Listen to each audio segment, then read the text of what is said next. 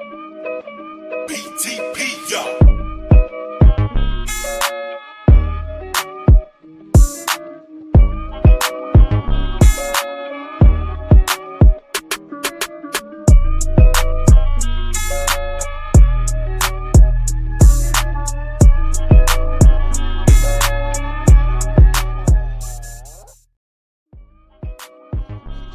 I don't know what that little sound was at the end there.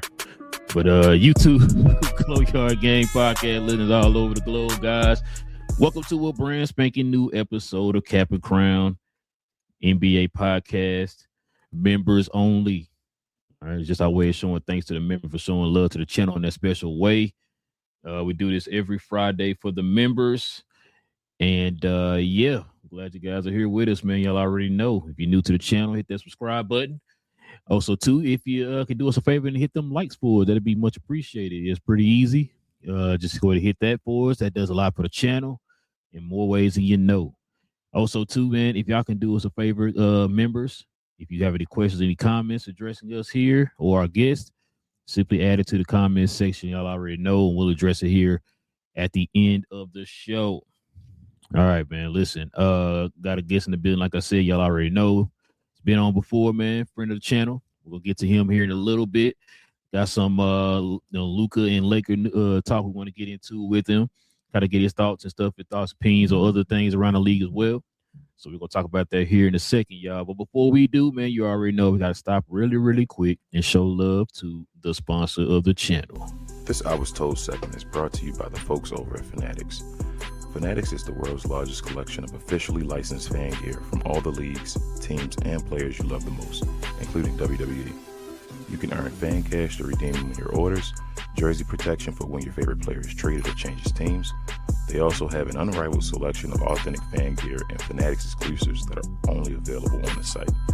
So if you need some merch and are interested in helping the channel, scan the QR code on the screen or follow the link, which is always in the description.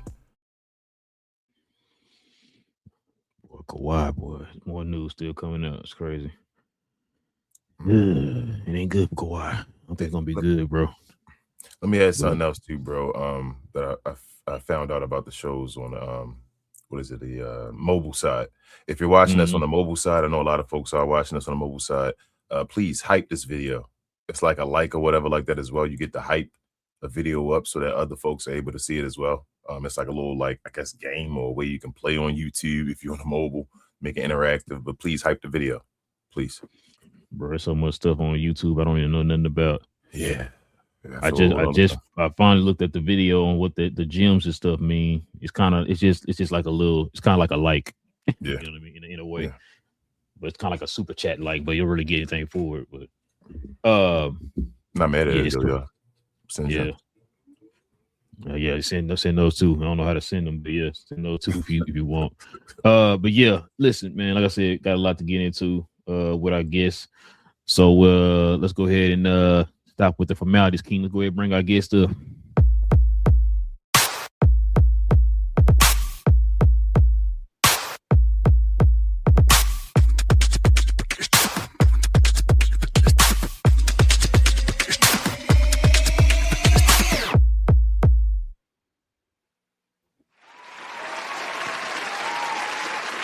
Well, what up, guys?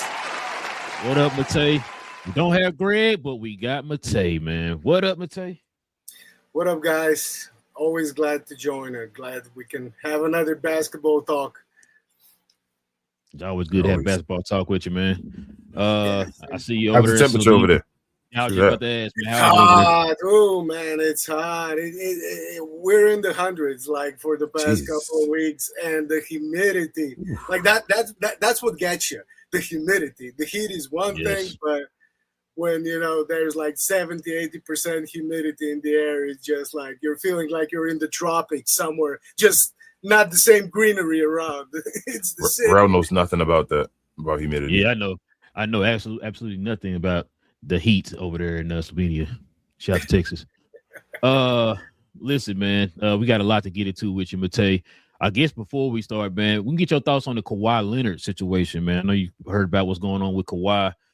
More news just dropped. Supposedly he was getting some sponsorship from the people who do the jumbo screen at the stadium, man. It's getting crazier each day. Actually, I've been just listening to the last Pablo Torres pod before we started. Just started. That's what I need to listen to. His latest news down, the one you referred to, the Jumbotron deal. Like, how many under the table deals has he actually done? And what are they gonna wait? Like, are they restarting the investigation now? Is the league gonna investigate all of those deals, and it's gonna take another like year till we actually find out what's gonna happen? Is the trade like on the shelf now till they actually resolve this? And does it mean it can actually go into next season? That's what I'm wondering now. It's a bit of a clown show.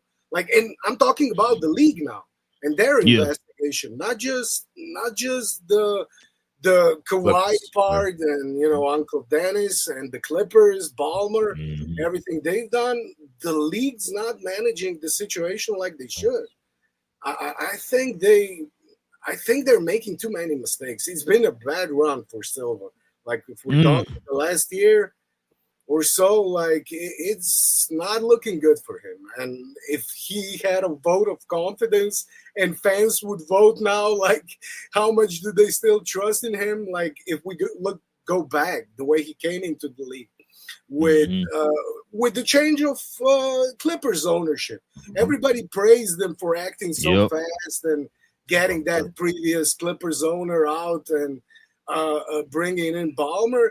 But now the same Clippers might actually be part of his undoing. I mean, I don't think he can lose his job based on, just everything he's done and the way NBA operates. But, like, it's not looking good. And it's not looking good from the team perspective, from Kawhi's perspective, and from the league's perspective. So, I don't know. Like, I'm just waiting for another. Like, what's another deal he's done? And, like, if they don't come down hard on them, then they actually invalidate everything the league stands for. That's what I've been saying, Matei. That's what I've been saying. You got to, man. Like, it can't be a slap on the wrist. Because then, like I said, then I give everybody else incentive to do whatever they want to do. Like, I'm just gonna get a little $500,000 fine. I'm good. I'll risk it. You know what I mean? Like, it's crazy. Can be just money. Because I mean, 500,000. Like, we're talking. Like, that's not a lot for Kawhi, but when we're talking Ballmer, that's like a buck for us, or even less. I mean, so Steve Ballmer means so much to but Steve Ballmer means so much to the league, though, Matei. It's like with the he's in the conversations. We found out he was in the conversations about his punishment. They're talking to him about his punishment. So that's how much influence he has. Right? Yeah. What are you comfortable? What kind of punishment? When you was a kid and you did something bad, did your parents come to you and say, okay, now listen, I got these 3 punishments for you. Which one is comfortable for you? Like, I'll take the just sit in my room. Okay, cool. You don't want the spanking? You don't want the... No. That's crazy. You know what? It's funny you brought him up, but I'm going to get your thoughts on... I think we ever talked to you about him before. What's your overall thoughts of Adam Silver?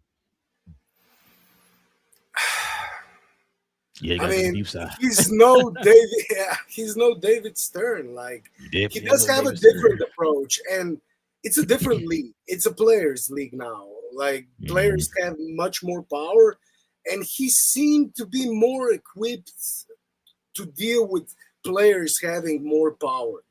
But on the other hand, when it comes to managing the league, you have to be a bit of a dictator in some instances.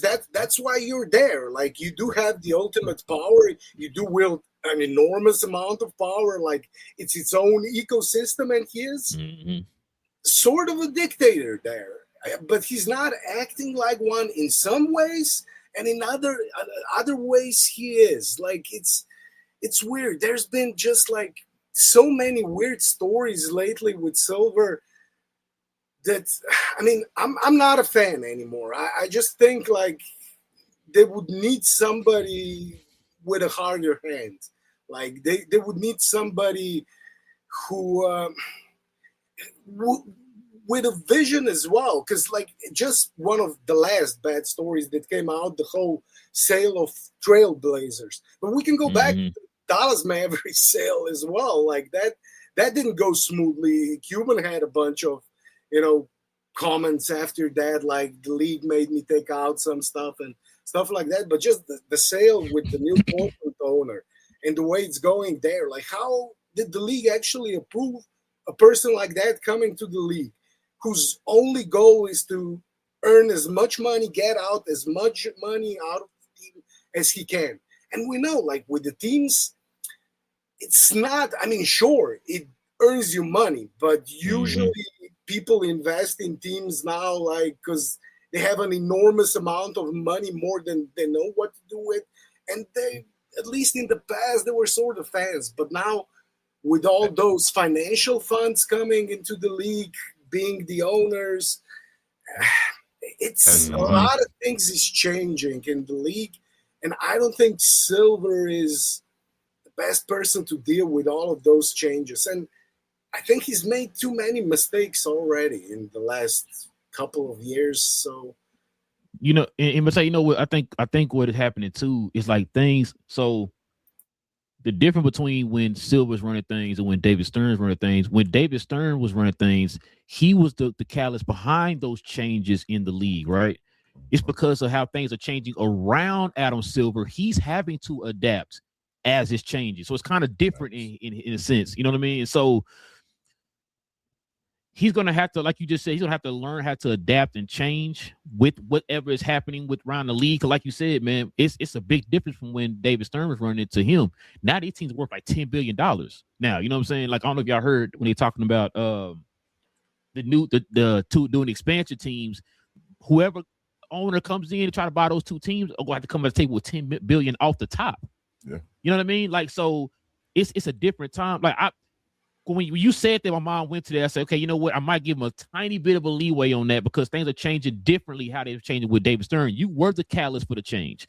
You're just part of the change when it comes for Adam Silver or whatever, right? So I'll give him a little bit of it, man. But there are some things, it's like, you got to kind of, it's like, I don't know, it's like a lot of common sense stuff with him, man. Sometimes it's like Adam, like you're focusing on like, what's the one thing we were talking about, him changing up, certain rules, all-star game or something like that, right?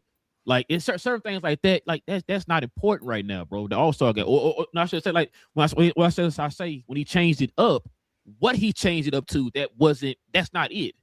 Like you kind of missing the point on why people are saying the all-star game is not the same. It's not because it's not fancy enough or trickier enough. You know what I mean? Like it ain't. It's the effort. That's it. It's just the effort. How can we hone in on the effort that's given at the All-Star game, not what the spectacle is? That's not the issue. The All-Star game itself should be the spectacle. It's what the people are giving you on the court. That's the thing that we're talking about. And it's like, it's stuff like that he's missing the point on. It's like, Adam, just pay attention. Yeah. This is what it is. No, I'm hearing a lot of people say they're shooting too many threes. That's the issue. Like, that's not what the case is, Adam. That's the part that gives me about Adam, bro. It's like sometimes he missed the mark on a lot of things that he can simply correct, and that'd be the issue. That'd be the end of it or whatever. But that's my only issue with Adam, bro. Like I said, I'm going. My bad. Go ahead. The changes part you mentioned, like all the changes the league is going through. We're talking like the social media era. We're talking the whole betting part of the whole league, like league embracing betting and everything that brings with it when it comes to the players, when it comes to the organizations. Now we're talking prediction markets too, and how that comes in. The sponsors, embracing the sponsors, not just like in the background, on the jerseys now as well. There are so many changes coming to the league and stuff that will affect the league for decades to come. So the decisions they're making now, we're talking expansion as well. We're talking expansion to Europe. We're talking about the whole NBA. Forgot about Europe, that. right? Forgot about that. Like he's juggling so many big balls. Right. he's juggling a lot of balls right now. A lot of big issues are, and it's gonna, like I said, it's gonna affect the league way down the line. We're talking years. I'm gonna tell you, and when you said that too, maybe that's the issue. You're trying to do too much. Maybe you focus on that one thing. Let's get that knocked out first. I was about to say that. You know what I'm saying? He's expanding. He's doing too much expanding before he at the same time before he perfects yes one thing. You feel me? Like usually, like they say, you don't want to go ahead and do too many hobbies or whatever at one time. You want to perfect one thing, and then once you perfect that, then you move on to the next thing. Adam Silver is too much for the bottom line of the product and the global marketing or whatever like that. So now he does things where it's just like, well, let's get us out of there and let's get $1 here, get $1 there with an ad or something like that. We're in a booming period instead of bettering the game. Let's put games on every streaming service out there instead of focusing on one or whatever. Focusing on bettering. You feel me? Or bettering how the game is presented. Like we talk about ESPN and all. Like, bro, the way ESPN talks about the game is trash. Why don't we better ESPN first and deal with that partnership before we continue getting other partners? But he's not thinking about that. He thinks about, well, let's just get 15 partners, even if 3 of them are trash the way they present us or whatever like that. It doesn't matter. We still have, those 3 are the loudest of but we still have 12 of the others. He feels like, instead of like, well, those 3 are the loudest, like you just said. Mm-hmm. Yeah, no, that's a great point too. Because like I said, I think when Adam Silver, like you just said, Matei, when Adam Silver first got there, me and King was like, we like this guy because of what he did with the whole Donald Sterling situation or whatever, right? Like, okay, he one of those guys where he's kind of stern a little bit, but kind of fair. We felt like he was in the middle of what David Stern was. But as time is going on, it's kind of what you were saying, man. It's just like, bro, what Adam, come on, bro. What are we doing, man? Like, you were showing. Yeah, you're too far the other way now. And it's like you were like, he's like the complete opposite. If you had a coin, it's David Stern, the other side is him. Yeah, you know what I mean? So that's why I was like, we always thought he was the chosen one when things were kind of the beginning of it, right? And like there's some things that he added that I'm like, you know what, okay, it's cool. I'm not used to it. We grew up in a time where, hey, you got the regular season and you got the playoff. That's it, right? Championship, whatever. Now you got NCAA tournament, you got a play-in tournament, all that. That's fine, bro. That's fine. At first, I wasn't cool with the play-in, not by play-in, but the NCAA tournament. I was like, okay, that's unnecessary or whatever. But I mean, it is what it is. Play-in, I thought that was kind of cool. You know what I mean? Get those teams at the bottom a chance to kind of fight one more time to get to the playoffs or whatever. That was interesting or whatever. But other than that, man, like it's. We're talking new CBA as well. Like he brought in. So the whole parity era is his thing as well. No more. No more big. Do we blame the CBA on him though, Matei? Or is that more on the players association? It is what he wanted. It is what he wanted. It is, but I mean, they had to sign off on it. I can't believe the players signed off on it. I always just can't believe the players signed off on the CBA. They have to take their part of the blame for it when it comes to signing off on it. But it is what Silver wanted, and he got it. It to a certain extent, I think that is because that's why he added the play-in and all that stuff. He wants that parity to add to the playoffs. He wants parity, absolutely. Yeah, because you love the play-in, like you just said. I love the play-in too. It's fun when it's happening, but bro, like we say, more than half the teams in the league make the playoffs now. So it's kind of like, kind of lose it a little bit. Yeah, what are we playing for? Then changing it's like the whole tanking. Everybody can. Yep. So I don't know, bro. There has to be a comfortable medium somewhere. Like he has to figure this out because I don't know if 20 teams should make the playoffs. That's a lot of teams, bro. Out of 30 teams, 20 of them make the playoffs. Bro, you 36 and whatever, bro, and you trying to make the playoffs. Yeah, like that's like it's fun when it happens and seeing, you feel me? It's fun to see the situations where a losing team or a team that's a lower seed may beat a higher seed. Like that's always awesome. That's why football one and done and stuff like that, or even the March Madness and all. You love that situation because it's one game and then you have no tomorrow if you don't get the game. What they should do instead, then, which the NBA won't do because they too much about money, just go back to the different formats. Let's get best of 5 or best of 3 in the first round. Then let's go. That's how you change it. You don't got to go. You don't have to make the play in and all that, but they won't do that because they don't want to lose the money. I mean, they're adding too many games. Like they're watering down their product, and I think that's one of the biggest problems. And all they seem to do is adding more games instead of trying to make those games count more, make them more valuable, and reduce the load on the players. Because I think that's one of the biggest problems now as well. The amount of injuries, the amount of games players have to play, and the amount of injuries that comes with it. There's way too many injuries in the last few seasons, and the trend is only going up. When you look at it, I just saw a couple of days ago a post like somebody doing research on the amount of Achilles tears and Oh yeah. how it really spiked, and it's connected to strains, of course, calf strains and hamstring strains in some ways. So like it's a huge problem, and instead of actually addressing the problem, they're not. They're just going the other direction. Giving you more. Here you go. Yeah. Why do you feel like, Matei, that injuries seem like they're happening more often? Like you said, the Achilles injury used to be that one and done. You would rarely see a person get an Achilles injury. When you saw it happen, you were like, oh man, they got an Achilles injury. It's over. And now you see players damn near every year getting Achilles injuries. But I thought the league was personally getting to a place where the players were doing less. Like if we think about I don't want to keep comparing it to like a Jordan time and all that, but like, you know, players were playing the 82 and playing 40 minutes a game. And different basketball, different game, King.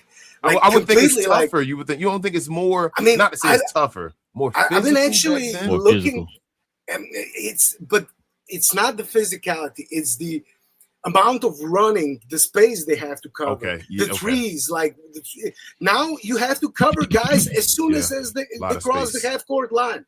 Like you gotta cover guys. And I've been looking at some tracking data. They actually released some tracking data which shows like players compared to the 90s, they actually run 50% more miles, more mileage. Okay. They cover a lot more ground. And it's the speed of the game, the athleticism. Like you got guys. I mean, if you look at really, I do that sometimes. Like go back and look at some games from the 90s or even the 80s. All the time. Like they could just stand still. They could just like play defense in one area and all that. It was different. They've got like Lakers Celtics finals from the 80s, those final series. And if you go look at that, like you got 9 guys, not only inside the 3-point line, you got 9 guys in the paint. Paint. You're right. Yes, you're right. When you said that, I'm like, you're right. The mileage. It's the mileage. It's not about the minutes and all.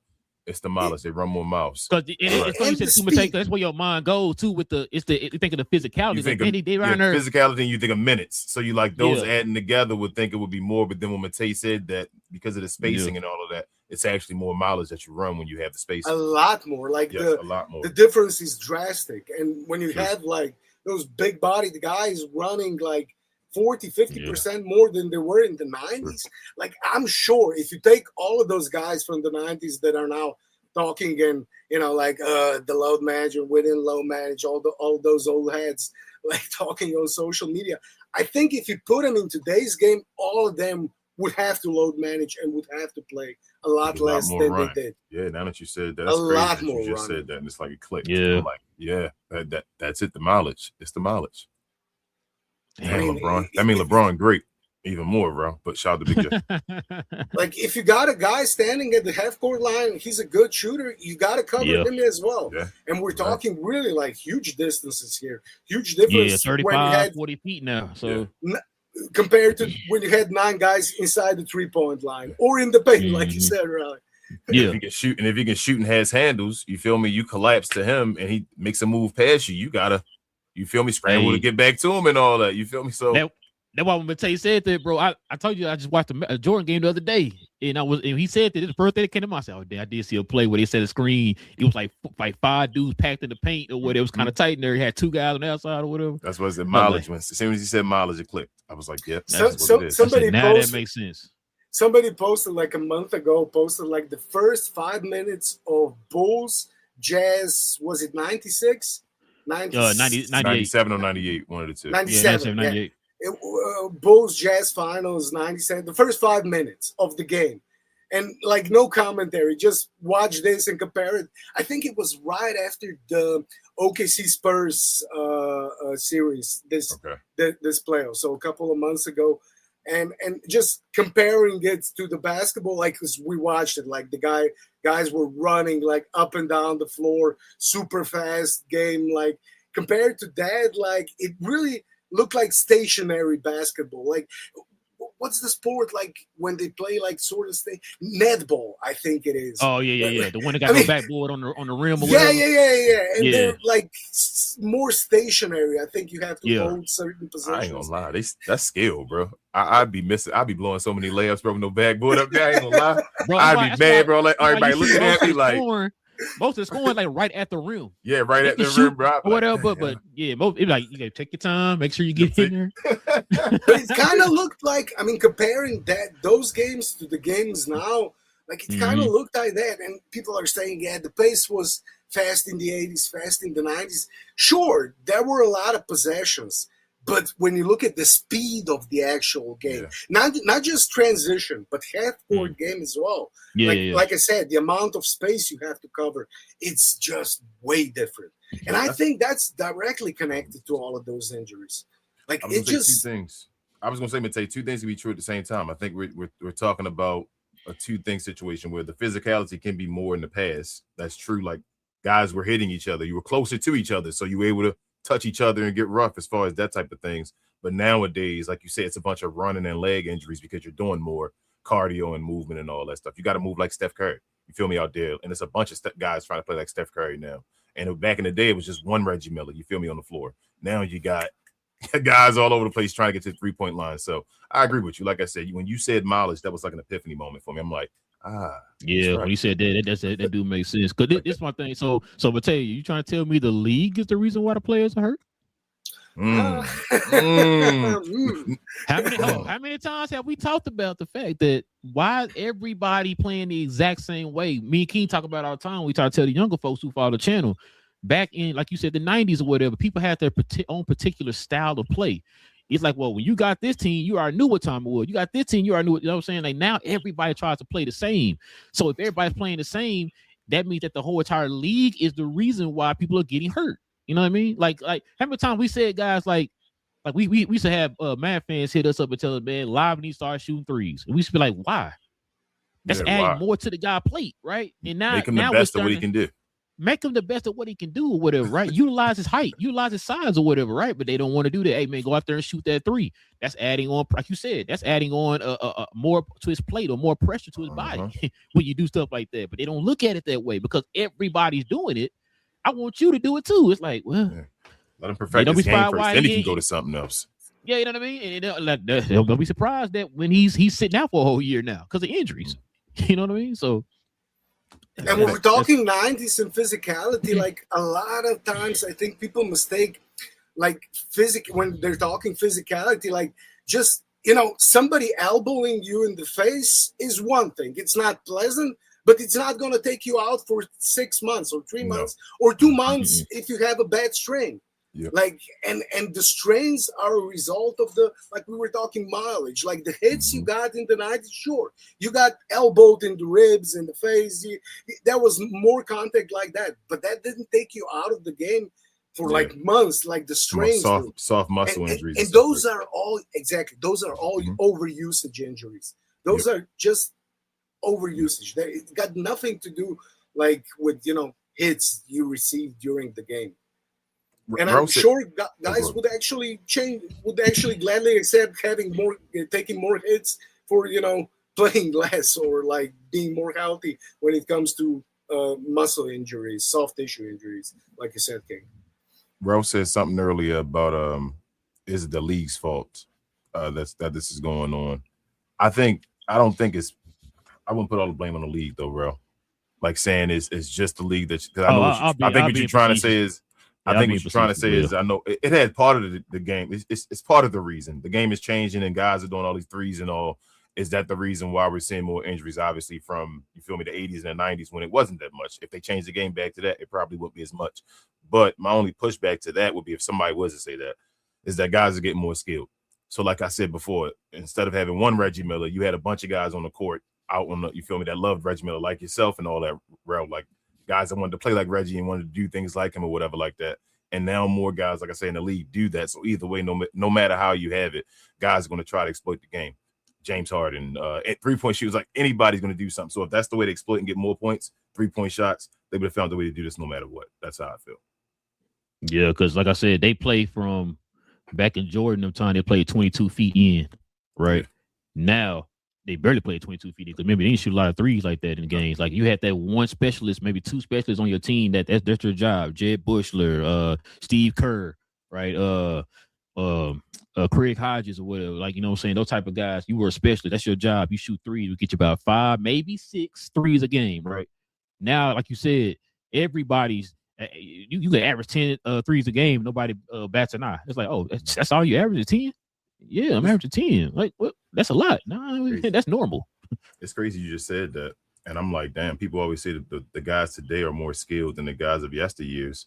But I'm like, that back in the day, inside of that 3-point line, that was your game. Like, you could do that, all that space inside of there. You could go inside of there and be able to shoot wherever and make moves and score wherever inside of there in the mid-range.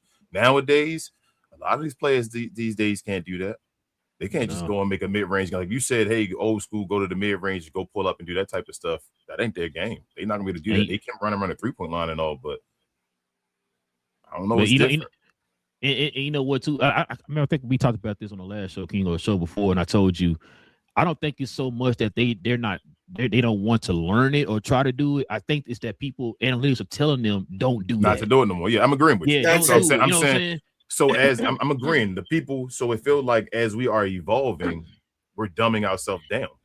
Yeah, that's what I'm saying. So we're getting faster and better, where we do more. We run around and do that type of stuff, but we no longer do the fundamentals anymore. And you said fundamentals. I call it simplifying. I think it was a simpler game back then. Now you're complicating it more. Like you said, you want Derek Lively to shoot threes. That's complicating it. Instead of you simplifying and having a midi or a midi floater or something like that, or a hook shot or something that's easy for them where you could do that. Make the game easy for them. Nope, they want to shoot threes, either dunks or threes.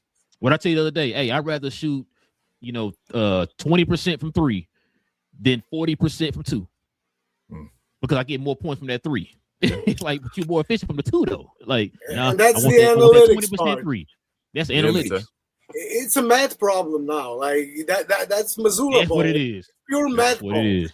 Like, it's math basketball. That's why they're shooting 53s. Like, we're gonna make enough of them in most games, but then we see in the playoffs, like it can also cause them. So yeah, I mean, versatility is something that's lacking from the game today. Like, having recognizable styles between different teams, because everybody's watching the same map and everybody's got the same analytics data. So everybody sort of tends to play the same way. And the main difference is, like, who's your main guy? What kind of a roster do you have? And how close can you come with that roster to the style everybody's playing? So you have to have some versatility just because you don't have the same talent on every team. But and that's what causes some versatility. But everybody strives to play the same way, basically, because they see it. They see those math problems. Everybody's got those analytics people in their front office who come to their door, like all the coaches. Look, the spreadsheet says it. I mean, we got data here. No, I mean, just bringing the laptop or the iPad over there. Look, everything. The data's here. We just got to shoot more threes. But it is true in a way, because that's the way basketball went with the resurgence of the 3-pointer. It is. That's why we started talking about, are they going to add a 4-pointer? Is that something, they might go into? And I wouldn't be surprised in Silver's League if that actually happens. I told Rel. Yeah. I told Rel. But if I was a coach and I was coaching like a Giannis Antetokounmpo and I wanted to take him to the next level, I would not have had him shoot threes. I think I would have had him. Yes. If Giannis could have shot the ball anywhere in the mid-range, anywhere, like I'm saying, out 18 foot to 20. If he had a Kevin Garnett mid-range shot, bro, with that 1 foot in the 3-point line, on that line, he wouldn't have to make threes at all, bro. We've seen guys not be able to make threes and dominate. Dwayne Wade couldn't shoot threes. Who stopped Dwayne Wade? When we were ever saying Dwayne Wade, but he can make every midi you needed him to, however he needed to. You feel what I'm saying? You don't need the 3-point shot if you can't shoot it. Make the midi. If Giannis had the midi, he'd probably be, like, by far, hands down, the best player in the NBA. Like, I don't think there'd be a question. If he was an automatic midi guy without a 3, he'd be the best player in the NBA, just automatic. 45, 48%, like something like that would be enough already. When he's open and you say, "Oh, well, you gonna leave me open? Here you go. Wow, I'm gonna knock down the shot." No one will be able to stop him. There be no wall. What wall could you make against Giannis? But you gonna stop at the rim? Okay, give me this easy midi real quick. Wow. And when you mentioned KG and Wade, like, would KG and Wade be the same players if they play today? Like, would they be looked at differently? I mean, would they have the same careers they had, like Hall of Fame careers, if they started playing today? I mean, sure. With the analytics and all that. Yeah, they would make them shoot more threes, and then I don't know if they would have the game, or would the team be open enough to allow them to play their game? Like, their game is mid-range game. Like, would the team be willing to go through the ups and downs at the beginning of their careers? Like a Dwayne Wade saying, "Hey, Dwayne Wade, you shoot middies," because Dwayne Wade wasn't even like the number one guy at the beginning of his career on Miami. Remember, was Lamar Odom and Caron Butler and all of them was there with them and all that. So he was there doing his stuff. And would a team nowadays be like, "I'm going to allow you to shoot a bunch of middies as a rookie"? I don't know if they'd allow him to. They'd be like, "Bro, take yourself behind the 3-point line and shoot that three, or you're out the game real quick." You feel me? Like, there might not be a team like that in the league right now, today, like in today's league. Like, you would have to be dominant. You would have to be dominant out the gate as a midi shooter. Who's shooting? Like, which young guy is shooting middies? Like, only person I could probably think of that's close to is probably Shea, because Shea don't shoot a lot of threes. Yeah, he shoot an probably ish Shea. ton of. But his game, I mean. He is like what? He's taking 6-7 of them now. Like, he did have to go in that direction as well. He's still better than Wade and like Jordan and all them. Yeah, but to like compare, like if you take that comparison to today in today's time, right, it would probably have to be Shea. It would be. Because Shea get a bunch of his buckets by what? Take them fouls away. Yeah. Feel me? He had to change his game up. That's why he changed his game up to get more buckets. Yep. Yeah. Last year, SJ took 6 3-pointers per game. This year, he took 4.4. Yeah. So, like, he's still. I mean, it's still like compared to Wade or KG. Yeah. I mean, it's Wade, like, positionally. Probably Wade. Yeah. Like, he took like 1 maybe. Yeah, Wade probably like 1.5, 1.8 a game or something like that. I'm probably on the high end if I'm going that far. Like, Wade, shot threes. Since you being nice. Yeah, I'm being nice. Like, I'm just trying to be nice. I think Wade would shoot like 1 point something, bro. He said it was games. There was a bunch of games where he didn't shoot a three at all. You feel me? Like, those were games easily. And Wade picked and choose his threes. It wasn't just like, I gotta shoot a three or whatever. No, you left me wide open. Okay, here we go. I'm gonna take it. Yeah, take this three. Or he checked or whatever. You know what I'm saying? Like, he'll take it or whatever. The most threes he's taken in a season per game was 3.5, but that was a total outlier. Like, his first 5 years, he took 1 3-pointer per game. So you're about right.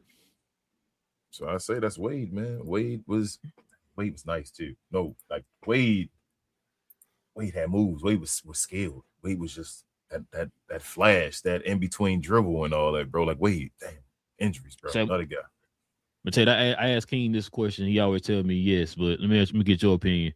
Do you think the league will ever kind of go back to a traditional style of basketball? Because it sounds like, right, like you said, not only with the threes, they're taking away position. A lot of teams are trying to go positionless now. Like, I remember I told King, it's funny. I always hear people say, like, a point guard is, us growing up, point guard had the ball majority in their hand because they're the ones setting the offense up. That's normal. Now it's like, the point guard holding the ball too long now. Get it out of his hand and give it to the small forward. Let him run the offense. It's like, that's not the small forward's job, right?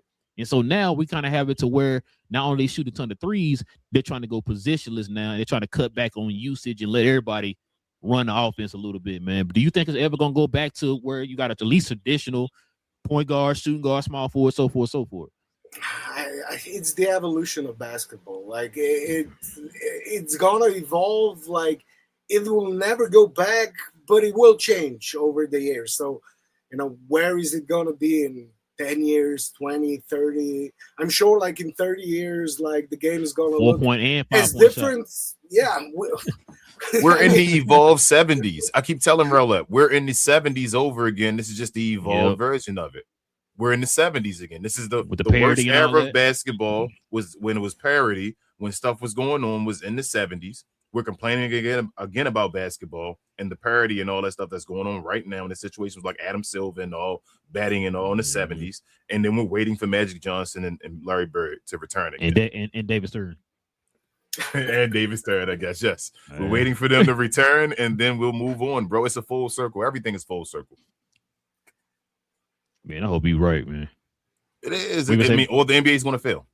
Go ahead, Matej. I mean, I don't think we're ever going back like to a straight positional basketball. Like PG is a guy who only sets up the offense and that's all he does. Like then you got a shooting guard who only shoots and that's all he does. Like you got a forward, you know, he gets to do a bit more, but not really, definitely not handle the ball. Like with the level of talent and the amount of like 6'7", 6'8", 6'9" guys who can do everything.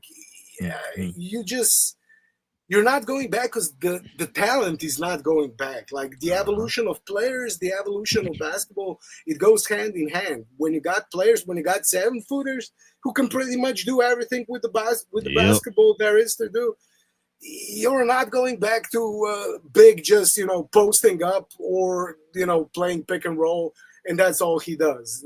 You're going to have like more Jokic's, more Wembys, more. I mean, Luka is actually becoming sort of a prototype now. Like what you want in a player, average like height. 6'8", 6'8" guy who can do everything.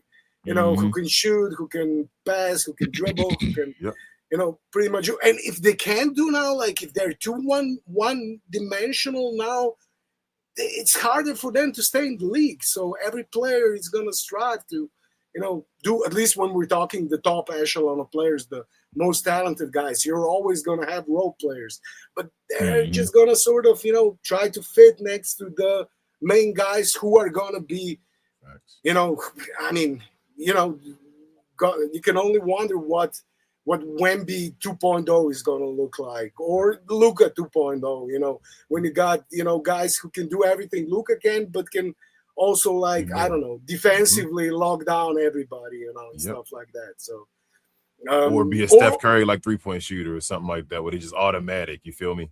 Like, just crazy stuff.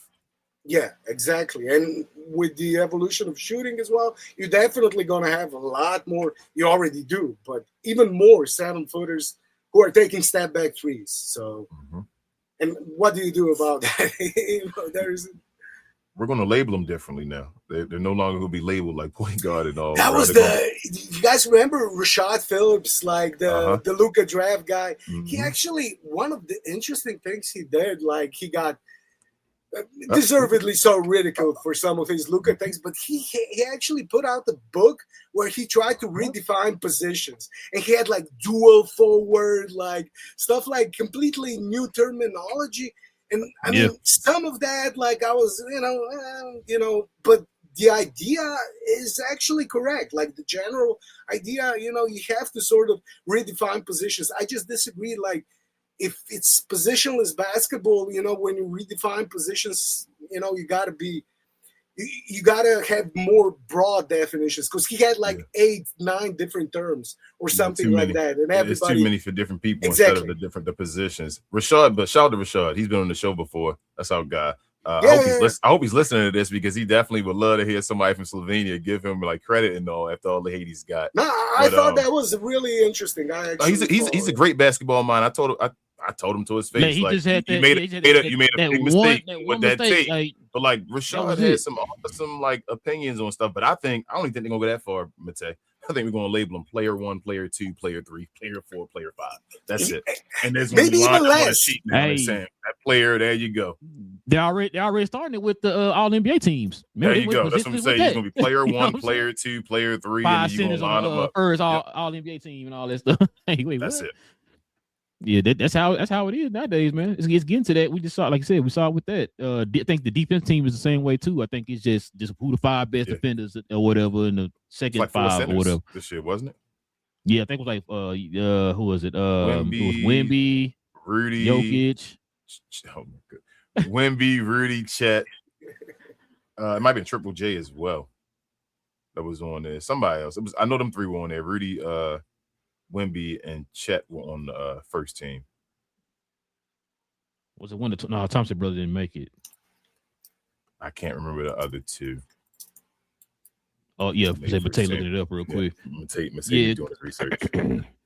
Or somebody said it for you real quick. It's Wemby, Chad, Osar, Rudy, Sarr. and Derek White. That's the Sarr. first. There you go, Derek White and Osar. Yeah, man. I mean, Osar Nice. he's. I always thought Amon is going to be better, but now it's looking like Osar is the more talented of the twins. I think Amen, or Amen, I should say, might be more all around talented. Asor might be more defensively, like that might be more of his niche to just straight stay there. So he may be better overall on defense because of that. But I think Amen has more of a overall and an offensive talent as well. Like a man can be a Sean Marion type of player. But he hasn't shown it yet. Like No. But Asor has also been asked to be, I feel like, more of a role player. They want Amen to take that step to be.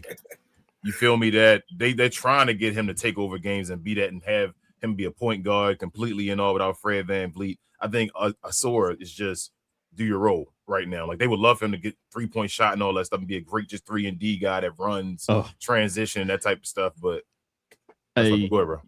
Did y'all see that tweet that went on? They showed the Thompson twins. They were like after they got through lifting weights or whatever. And somebody posted everything, but trying to learn how to shoot a jump shot. I knew you were gonna say that. When I saw that, bust that laugh. I said, I'm thinking the same thing. Like, what does God do with your jump shot? Come on, bro. Just work on that. Like, I think we said it before, Matei on the show. You remember how Bruce Bowen used to play, right? Yeah. He shot like 55% or whatever, or corner threes or whatever, right? It's like, bro, listen, if y'all at least add a corner 3-point shot to your game, you know how much that would open up the offense? Yep. You know how much of a threat you would be, especially for Detroit. That will open up the lane tremendously for my guy. What's my guy name? King. I'm blanking. Cade. Thank you for Cade or whatever. So and you athletic. They two of the most athletic players in history on the baseline. Athletic. It would be. So if somebody collapses, too aggressively, zoom, like you said, gone right to the rim for easy dunk. Yep. I just don't understand it, bro. It's not just you can't just work on your shot and get it. Like that's the thing about the beauty about basketball as well. It's like a physical, athletic sport, but it also requires finesse and touch. Mm-hmm. Like you gotta have it all, and that combination you really don't see it in other team sports. Like that level of combination of, on one hand, super physicality, super athleticism, and touch, finesse, feel. And you just I'm sure both of the twins are taking, I don't know, hundreds of 3-pointers, especially during the summer every day. But I mean, making them during the game, and the psychological element as well. Might be mentality as well. Yeah, it might be confident. Because a lot of guys shoot threes and all in the gym. Shout out to Ben Simmons. And just afraid to take the shots and all in the real game. It's a different beast to miss shots and be confident, take another shot. I mean, then we see Lively. Wasn't there a clip of him record 30? When he was a rookie, when he went in draft or whatever, draft day or whatever, went out there and was shooting a bunch of threes. Yep. It's 30 in a row or something. It's a different beast. We saw guys in the bubble with no fans around. Shout out to what's his name? The guy from Indiana. Warren. TJ Warren. Yep. TJ Warren showing off, becoming another whole different player, man. That's a blast from the blast. Bubble Jordan. What they call him? Bubble Jordan. Different players, man. 50 balls there. Yep. Man, that's crazy, man. Matei, I'm gonna get you a last question, man, before we kind of move on to the question comments. What's your take so far, man, on what the Lakers done this offseason with Luka in the game? I mean, it's interesting, because I saw a lot of, especially Mavs fans' reactions, the Project 2028, celebrating what is Pelinka doing, he didn't do anything. But I actually think he kind of surprised me. I'm not a Pelinka fan. I'm not a Laker fan as well. I didn't have a lot of confidence in him. I don't think he was a good Pelinka believist. Yeah, exactly.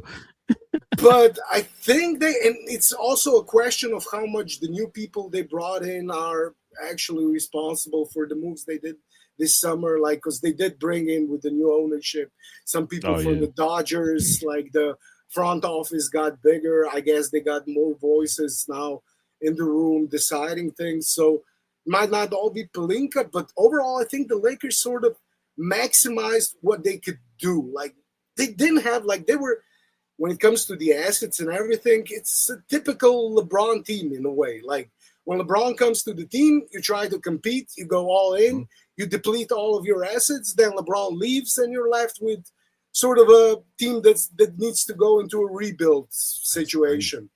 And if they didn't luck into Luka, if the whole thing didn't happen, that's where they would be right now. Probably looking at 4 or 5 years down the line, rebuilding for the next 4 or 5 years, and thinking, after OKC and Spurs era ends, we can maybe compete again.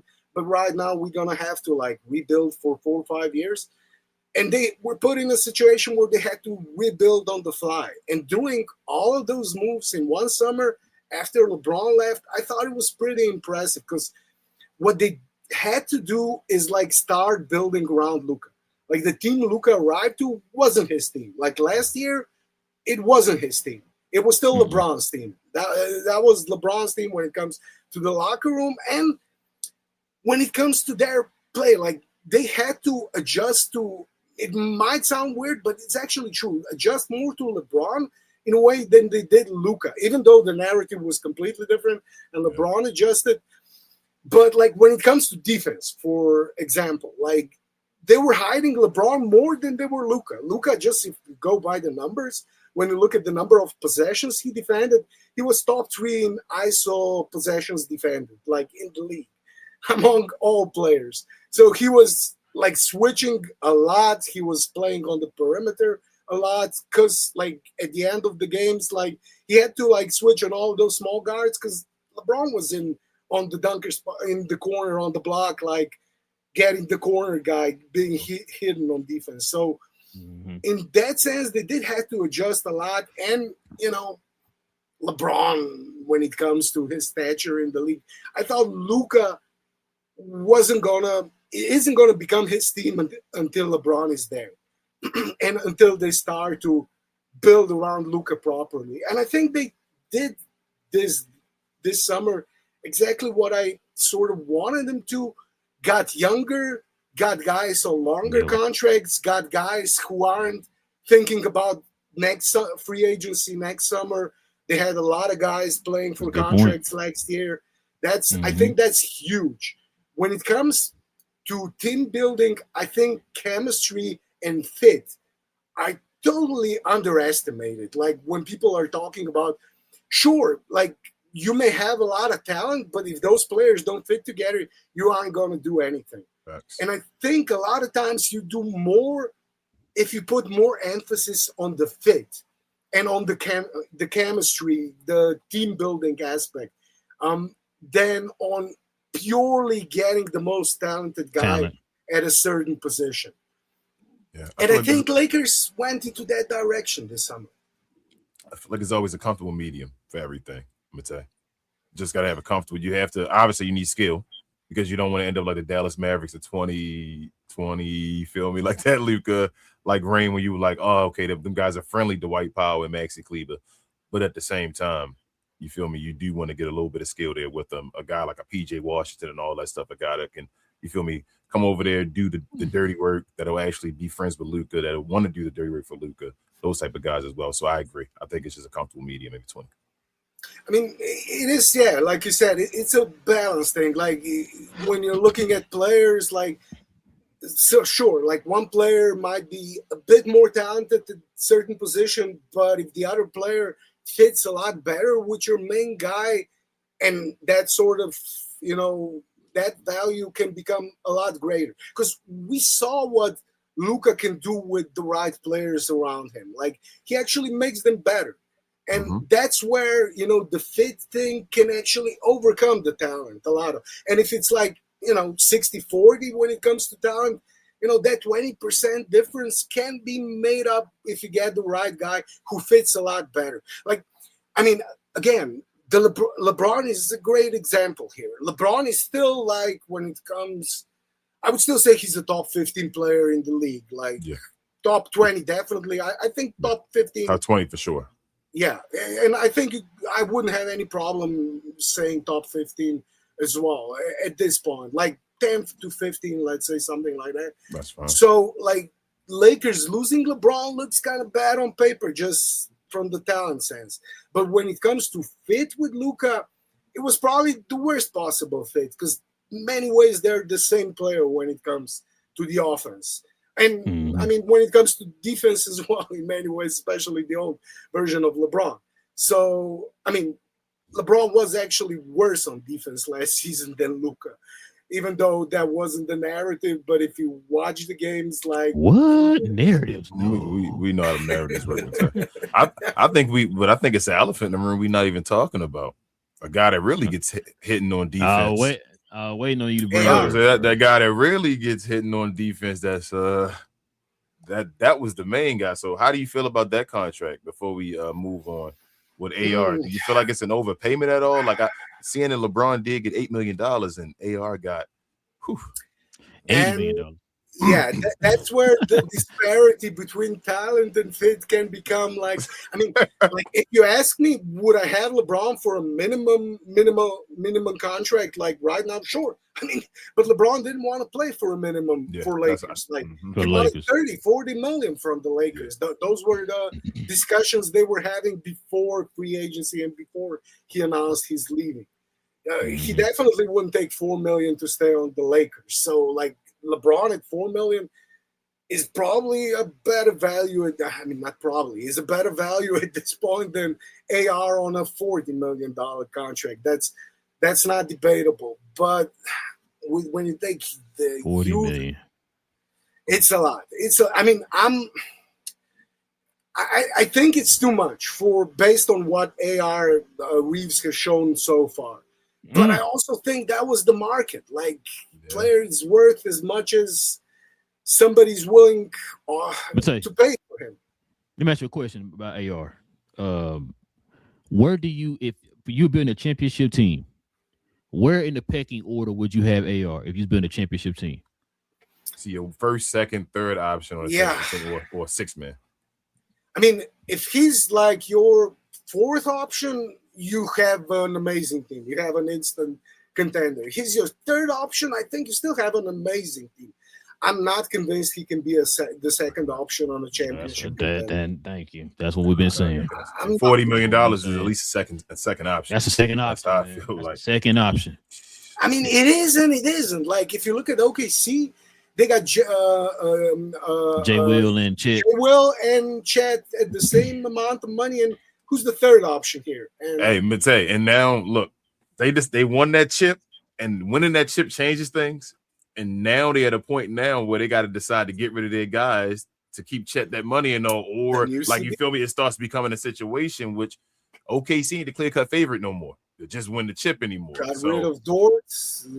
Like so you got to play with that money now with this new CBA, like we saying. Like it's crazy. So paying a guy $40 million, they didn't want to give Jaylen Brown his money, remember, and he was in the MVP conversation and all of that. And they're talking about giving Austin Reeves. And then to follow that up, Walker Kessler probably got overpaid based off of what he did or what he did in his career so far. So based on what he did, yeah, definitely. I mean, next season, I think he's going to be 10th or 11th highest paid center big in the league.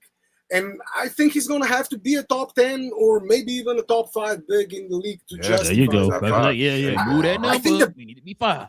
The bigger problem might be how much they gave up for him when it comes to assets. 2 first-round picks, 2 swaps.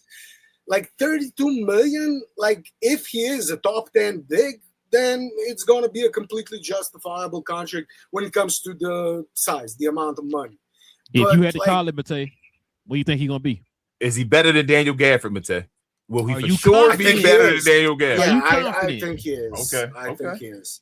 I think he is. Like, just based on what he's shown. So, like, when you look at his metrics when it comes to defense, he's an elite rim protector. He is. Like, in that aspect of the game, he's in the 99th percentile when it comes to players. And, you know, I don't think there's a lot of better rim protecting bigs. Like when it comes to pick and roll game, he still has some areas where he can improve, but he's a solid lob threat. he's also 7'2". Like 7'2", yeah. Gafford is what, 6'9", 6. Yeah. And 6'10", like 11 10 at the most, yeah. Stretching Yeah. it with 11. I just so does it impact the game as much though? I don't know. That's where metrics kind of scare me with Walker Kessler, because no one really looked at the Utah Jazz with him as like a powerhouse defensive team. Like a Rudy Gobert. Rudy Gobert is a great quote unquote rim protector, and he's usually seen as like a guy that changes a defense. Now, I'm not saying Walker is trash at defense. I don't know if he's that anchor of a defense though that the Lakers may need. That could just change the dynamic of everybody, where it's like, man, I'm gonna make everybody a great defender because I'm in the middle of that. And if he can't do that on defense, I just don't know if his offensive game. Like I don't know. Like I know he's young, and just from what I've seen in Utah, I'm just like, I know what Daniel Gafford can do offensively. I've never seen Walker Kessler do that offensively yet. Maybe he does that in his bag or something, but he was kind of Utah. Like they were tanking for the past 4 or 5 years. Like as long as he's been there, they were basically tanking. They were trying to lose. They were benching him because they were trying to lose. Like the reason he did the surgery last year, because that's something. The shoulder thing was something he played with since college, and they sat him down. They said, "Go get the surgery because we want to tank again."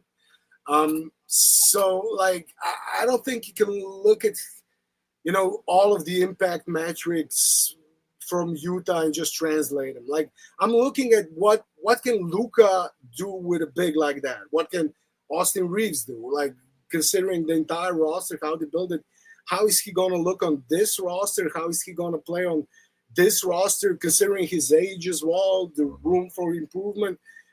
And I think he can justify the contract he's been given. It's not going to be easy. It's not just top 10 big. I think he has to be in a conversation for DPOY to justify that contract. That's. I think he DPOY. Or at least second team all defense again. Top 10 defender. Top 5. Like he's going to have to be in those conversations to justify.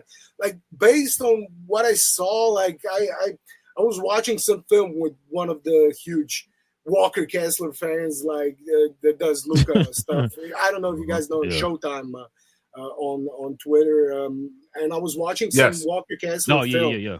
He's been big on Walker. Like when Luka was still in Dallas, like he wanted Dallas to trade for Walker Kessler because he's been that big on him. And I was watching some film on Walker with him, and it is like when it comes to his defensive instincts, like it's not just the physical, like his size, but it's also the timing and the IQ. I was watching him like count his steps, like when he had to block a shot, like count the steps so he can actually launch on the right foot and time the block perfectly. And stuff like that is like next level stuff when it comes to defense. So like I'm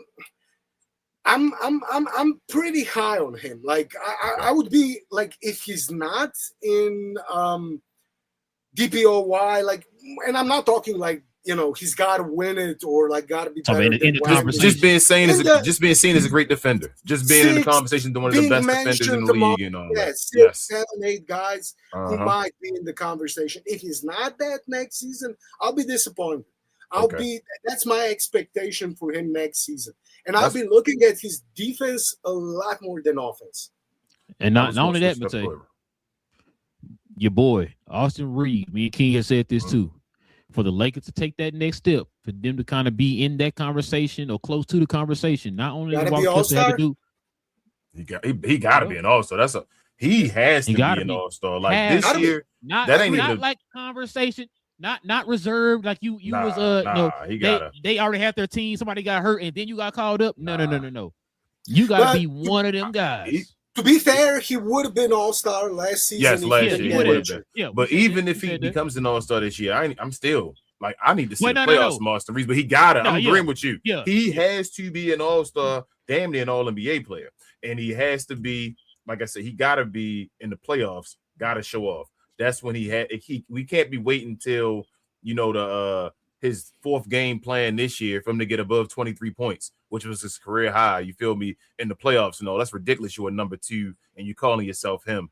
But lastly, when I Walker Kessler, I'll change the comparison really quickly. Not Daniel Gafford then. How much better is he than Lively then, Mate? The things you saw Lively do and the way he can play.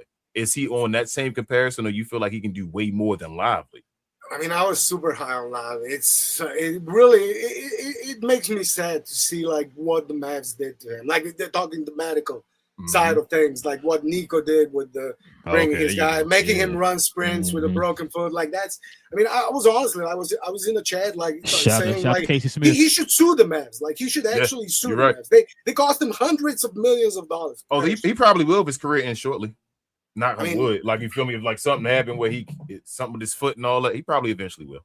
You hear about the extension they talking about giving him? Nothing. What's the extension? I haven't heard it. It was it was like 50 million or something like that for like the 3 years, something like that. Extension, something like that. So it was some low. 15, 16 per year. Yeah. Yep, I knew it. Something like that. Yeah. That's crazy. I mean, what he's shown as a rookie, and just like the progress he made from like I still remember like the preseason game, was it in Abu Dhabi against Minnesota? Like when they played, it was the first or the second game. Like when he played, I mean, I was like scared for him when I watched him play against Rudy. Right. And then we saw it in the playoffs. What he did. That same year, like, right? Same year. Like you just don't see progress like that made by rookies, especially rookie bigs. Centers. Yep. Like centers. Yeah. I mean, and so like I was super high on him. Like I was arguing with people, he's gonna be a top 5 big like in the league sooner or later. And of course, like the injuries like completely squashed it. Like I think Kessler can be a top 5 big in the league. I think he can be an elite defensive big, an anchor, like you guys said, an anchor to defense. I think he's shown potential to be that based on his size, just the physical and the mental side he's shown so far. Like, I think he can be that, but he's not there yet, obviously. Okay. Yeah, he needs Luka's help and the team help and all that. That's where you want him to develop into, obviously. Are the Lakers a top half defensive team this year? And lastly, if they are a top half, are they top 10? Would you go that far? I'm going for. I think they can be an average defensive team around like, let's 15. Say 13 to 17, 13 to 18, that range. Like 13 is of course a lot better than 18, but I think that's sort of the range they might be working hard. I think they could be better on defense than people think right now. I hope so. Because we've seen like, I mean, how good, like what would the defenders Mavs had like in 21, 22 season when they went to the Bullock and Dodo and all that. Reggie Bullock, Dodo. Yeah, I mean, sure, like they're okay and they're good defenders, they weren't like none of them were like elite defenders. They didn't have any elite defenders, that's all defensive guys. I'm gonna tell you, that's why I'm saying I think you're underselling the Lakers. If Walker Kessler is really an anchor on defense, they should be a top half defense. The Lakers, they should be a top half, damn near almost a top 10. That's what I'm saying about the Rudy Gobert thing and all I was saying of the comparison. Rudy Gobert took the Utah Jazz that had their second best defender was Royce O'Neal, I think, other than him, to like a top, you feel me, defensive squad. Like when he's like playing, like every year. He changes them. He's that anchor. If Walker Kessler is talking about defensive player of the year, the Lakers have to be a top half defense. I mean, but yeah, like I said, I think top 13, top 12, like that's probably their ceiling. That's top half. That's what I'm saying. They have to be there if he's going to be that anchor and all the change. Like that's usually the guys that be DPOY. Even when Jaren Jackson Jr. was changing, Memphis was playing defense. Like you gotta get your team to some point, and I don't think they can be a below. You feel me?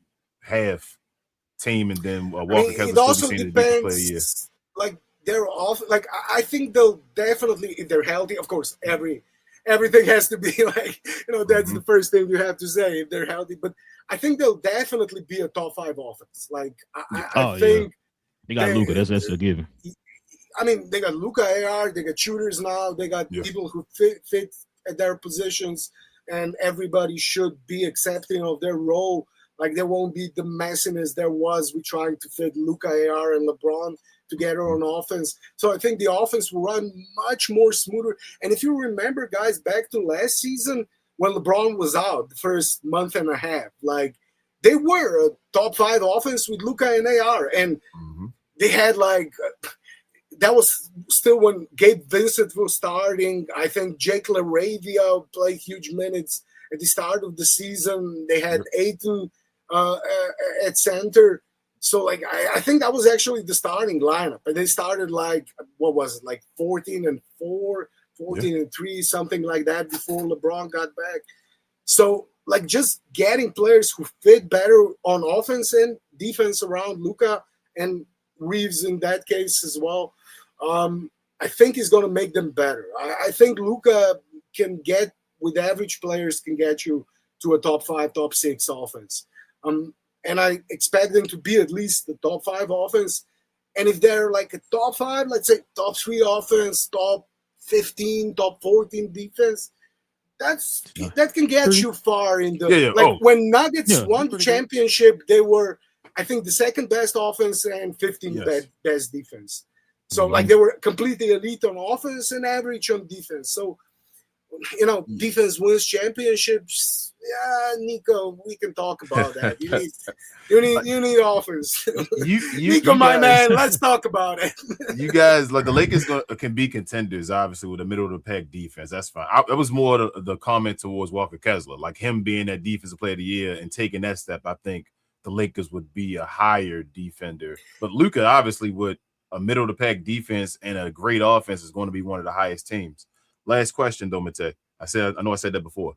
Is this a year finally where Luka gets a top 3 seed and he runs away? He's one of the top 3 seeds in the West since they got Walker Kessler and all. Can he do it and really be in the conversation for MVP? The West almost had it last year until he got hurt. The West is crazy, man. I mean, they actually would be, Lakers would be a top 3 seed last season if he didn't get hurt. Because they lost to Dallas at the end of the season, and they wouldn't lose that game with Luka playing, definitely. And that's what actually bumped them down to fourth seed. Like, so is it possible? Sure. The West is tough, so it's always tough to predict, especially when it comes to top 4, like home court advantage teams, but I think they'll definitely be in the mix for home court advantage, and probably in the mix for that third seed after OKC and Spurs, of course. Okay. Although I do think like OKC and Spurs might not get as many wins as they did last season.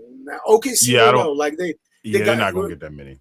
But Spurs as well. I think like the league has, I wouldn't say figured out Wemby. I mean, I would say, in some ways they did figure him out, like last season, like putting physical wings on him. Like, we know his game now. Like, we know what he's trying to do on offense. And if he doesn't change or add anything to his game, I think that might be a bit of I'm not saying a problem, but it's going to be something that's going to be easier to solve. Make it harder for him, make it easier. It's going to make it easier for defenders to solve. Yes, exactly. Like Wemby should have been in watching Dirk film. Remember, Dirk had that same issue the first half of his career, and then he's had those small defenders, the 6'7" guys up under him. Right? Issue is the one playing forward and all, and started a small forward. The other one they want to play as a center. I'm agreeing with you. Should be looking at him and all, but they just trying to keep him in the paint. It's a messing with his head. He probably need to be a power forward. Wemby wants to be KD 2.0. That's what he wanted to be since, like, back in France. Like, when I watched him playing, like, I've seen him live when he was, like, 17, 18, playing in Ljubljana in Eurocup. And I mean, he is a sight to see. Like, if you see him live, like, it is like an alien, like watching an alien. But he always wants to be KD. Like, aesthetically, like, that's his ideal. That's how he wants to play. I was never convinced he can be KD. Like, I don't think there'll be another KD in a way, like, with the same touch. Skill, but exactly. Folks who ain't see KD, man, watch KD's college highlights and then come back and talk to me about KD was a 7-foot guard. He started off as a shooting guard. Stupid in the league. And Wemby wants to be that. That's how he played in France too. Like the one-legged 3-pointers, the stab bags, the ones. That's why he would lose big games. NBA. Exactly. And I think there's just a certain point where you're too big to play like that. Like maybe like sound like KD size might be the absolute maximum you can do when you can still like have your handle low to the ground enough so you don't get stolen. Balls don't get stolen from you. Wemby shoots more threes than KD. KD never was like a 3-point shooter like that. KD gets to the mid-range drives. Like people think of KD's game is just like shooting threes. Nah, KD a machine from shooting that midi and then getting to the rim and all that stuff, doing that type of stuff, especially in his earlier days. That opens up everything else for him. He take the wide open three. And that's what they don't understand. That's what they don't understand. Like that type of stuff opens up the three. You don't just start with the three. It opens up the three. Exactly. And KD is a better shooter. Always was a better shooter. Even when his percentages were low. Like I just think there's certain size. At a certain size, you just can't, because basically your head is at the level of the rim. It's like shooting on the small hoop, you know, guys. Shooting down. It's sort of. It's the same technique like on the small rim in your room, like the plastic rim you have in your room, like the sort of the same technique. You're basically shooting at the same size, and especially if you're jumping too, like at Wemby's size, I don't think he'll ever be an elite like shooter. So. If his game doesn't evolve, like, and again, can he evolve like to a better post player at his size again? And we're talking not just height, but width as well. Girth, heftiness, like with his point of gravity, like with those long legs, long skinny toothpicks. Like, can he actually? Because Porzingis had that same problem. Yeah. But he's a little bit shorter, a little bit stockier. Like, even though he was as skinny as Wemby coming to the league, like how much mass he can gain and how will that affect his mobility and game? Like there's a lot of like he's a fascinating player, and you know there's a lot of issues to be solved. But I also think that's why Spurs are going all in now. Like, because they know, like, there's a lot of questions with Wemby.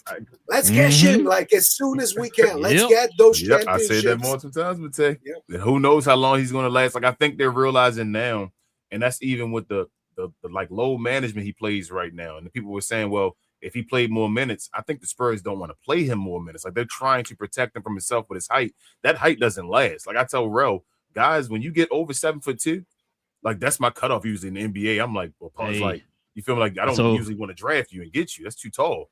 I told Keenan there's only one outlier. Sean Bradley.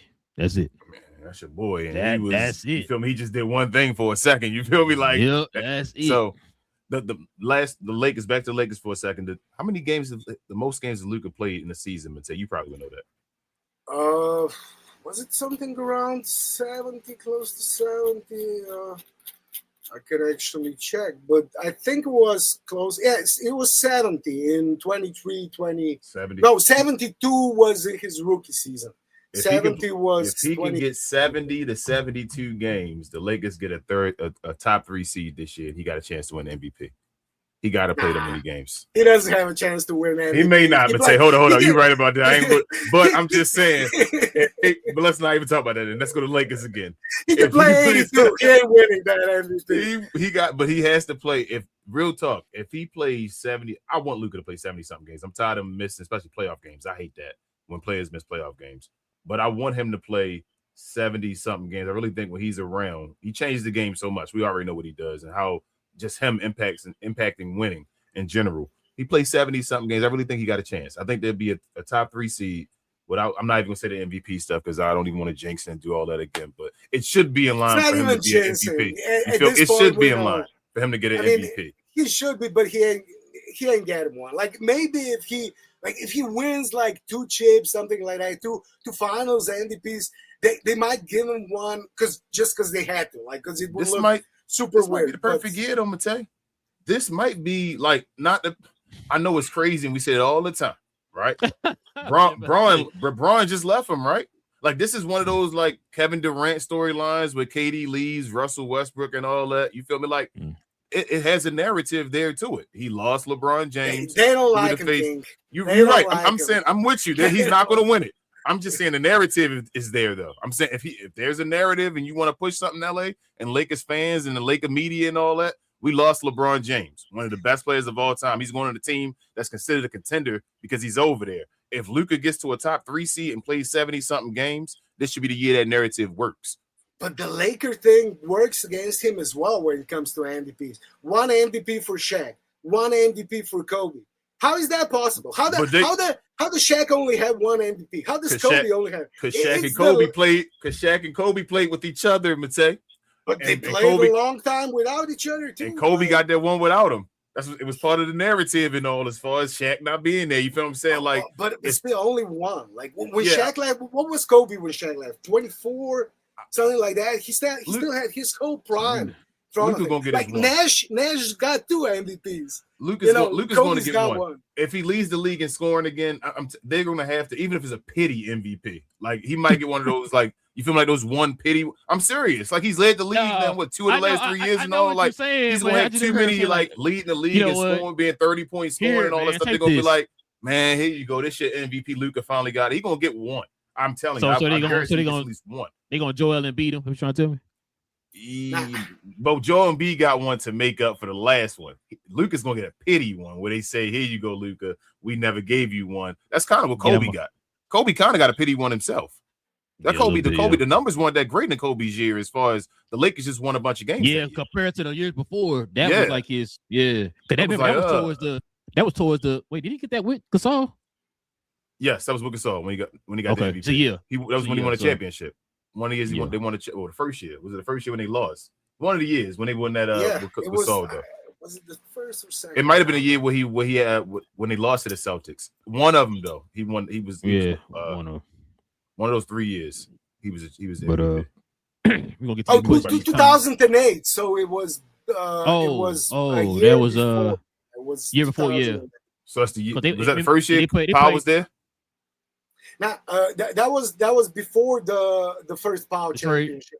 2009 was the first, and 2010 was the second. Oh, right. They played. They lost to Boston in 9. Yeah.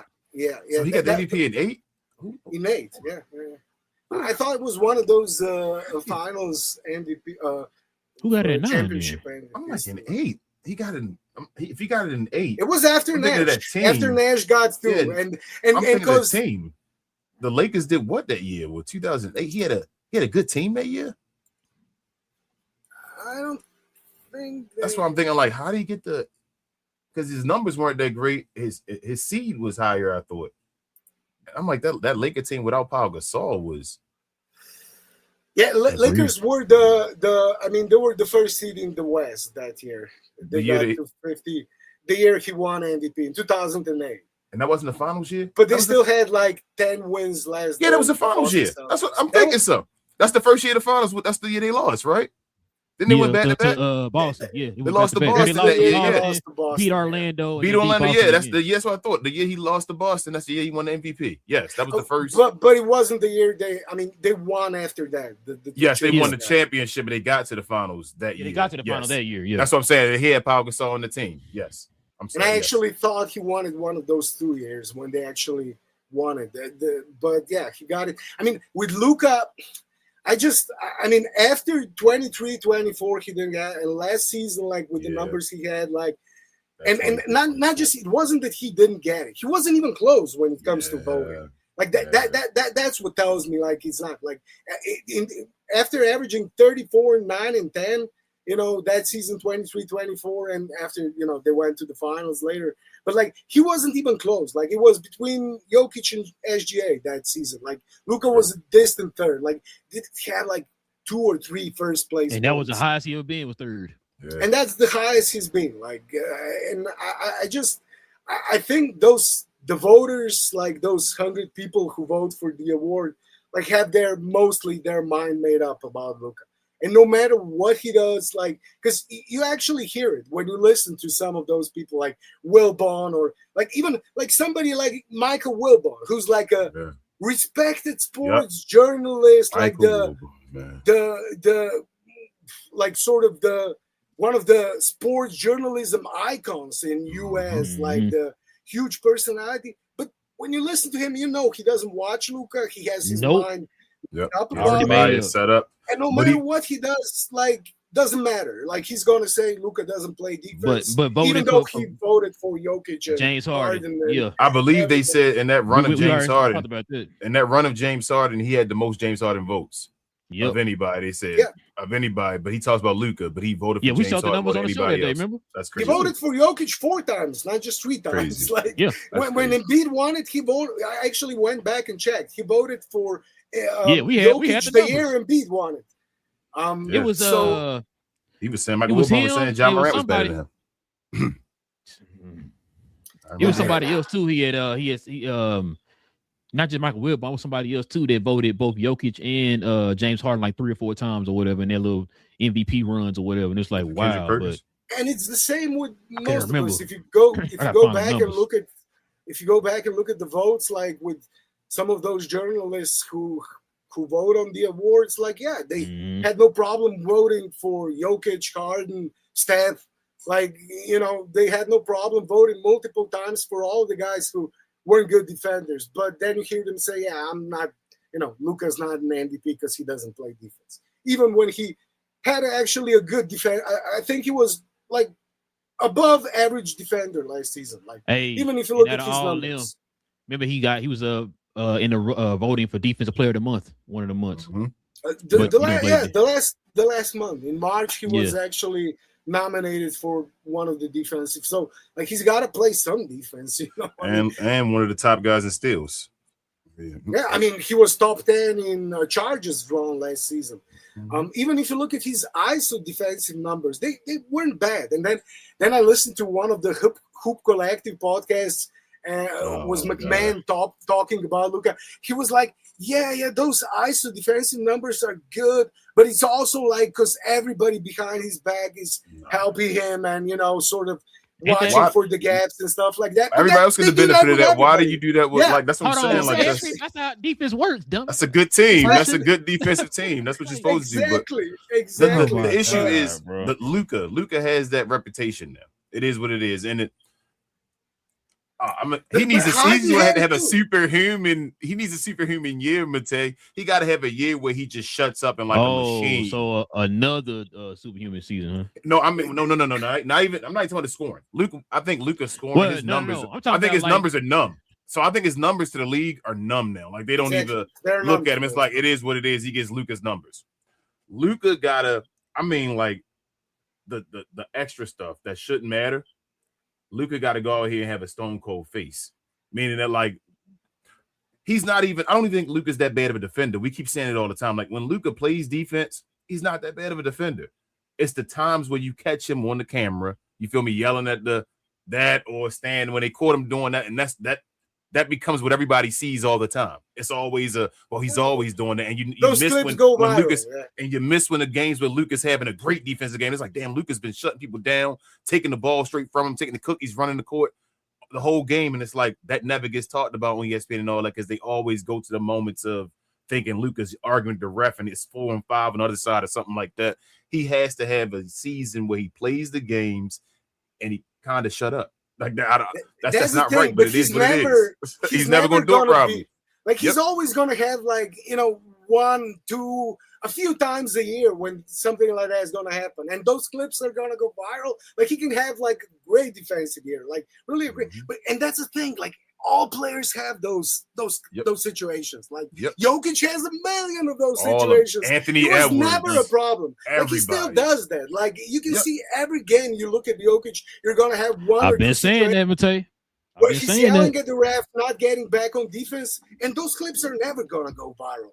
But with Luka, he can have one, in every 15 games, every 20 games, and that clip, and all the other games are gonna be great. But that clip's going to go viral, and that's going to just reinforce. Yeah, it's cool you did the 19 over here, but let's get on that one, though. And less technicals, too. We need less technicals. Yeah, we got it's about cleaning up his image. I know that sounds crazy, and it's what are we talking about here? Luka has an image problem in the league. It's not even it's a wrong thing. He's done anything. He just has an image problem. I don't understand what it is, but it's an image problem, and he has to. It has to be for him to win MVPs. he kind of got to fall in line. It's like I'm talking to Allen Iverson here or something like that. Like, this is crazy, but he has to change up, and I don't know why, but he does, and that sucks. And I don't think he's ever going to be like 100%. Like, he's going to have those moments. Like, even, if he's consciously working, like, and you see like some progress, like in certain areas, and when he's like really, concentrating, like end of the seasons in Dallas or on the Lakers. Like he gets to 15, 14 technicals, and then, he doesn't get any for the last like 2 months or 3 months or stuff like that. So he gets only one, like he did like last season. And that's the thing, like, he can work at it, he can get better at it, but he's never going to be 100%. And because those are the narratives that already exist with him. Even if he has one misstep, if he has 2-3 missteps in the season, those are going to get amplified, and those are gonna, just reinforce all of those narratives, even if he has a good season. And we know nobody actually, when it comes to those voters, very few actually watch all the games. So all they do is actually just watch the narratives, listen to the narratives, check out social media narratives, and go along with that. So that's crazy, bro. That's crazy, why I just don't think. I think Luka has a better chance of getting multiple Finals MVPs than getting one MVP. Damn. Go ahead, Rob. I'm not saying he's going to get multiple finals. I'm just saying. No. Yeah, you said better chance because you got to win them yourself. Finals MVPs are more about you. People still vote on them, but you just got to be the best player in the finals. Yeah, you can't really lie about that. But MVP, I think I tell Rel, he want him to move forward. Luka's going to be one of them players, especially if you got to win chips. You got to win chips. But he's going to be one of them players when we look back later on and be like, damn, he only got one MVP, or feel me, like something like that. I think he's going to be one of those guys. I mean, he already is. Like when you look back in some of the seasons, the 23-24 season, look at his numbers, and they went to the finals and everything. Like how didn't he win it? Like, I mean, it's just like, it seems absurd. Like with 34, 9, and 10, and after that, I just knew, like, I mean, they don't like him, like we can discuss the reasons, I'm sure there's multiple reasons, and Luka isn't blameless, but, they sort of fixated on, his negative side, the things he does, the things he doesn't do well, instead of the things he does incredibly. And with everybody else, everybody who's won MVP too, they focus on the positive sides. They may after they win like 1 or 2 or 3, they may start like nitpicking, like and that's something. After that's like Jokic is the best example for me. Like it's the polar opposite when it comes to narratives. But for some reason, the Luka. Yeah, I mean, me narrative like that's. I've always.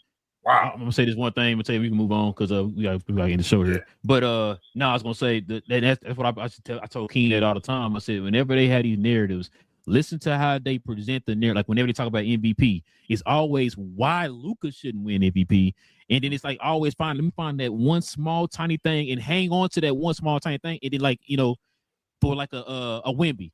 Wemby does this one thing. Okay, now that's the one reason why he should be MVP. Well, Luka, now we gotta it's he don't tie his shoes correctly.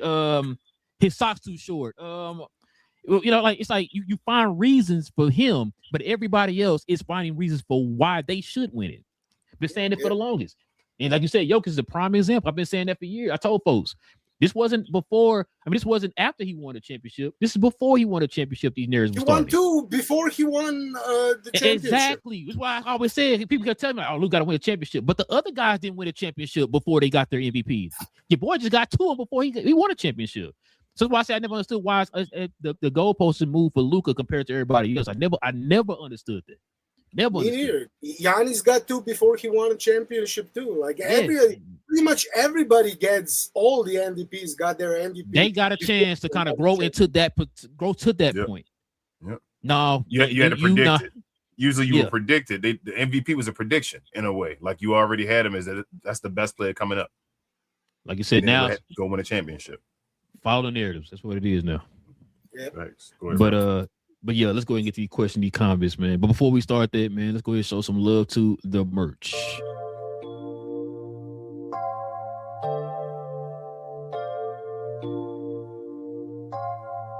BTP, y'all.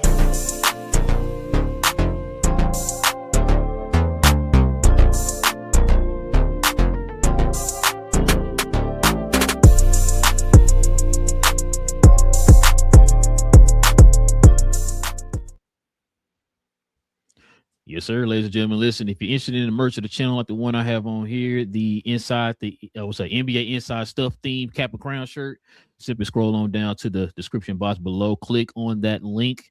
Members, you already know you get that permanent discount for being a member of the channel. Just our way of showing thanks to y'all for showing love to the channel in that special way. So go ahead and scroll on down to the description box and check out the site. All right, fellas, let's go ahead and get to these questions, these comments, man. We can call it afternoon.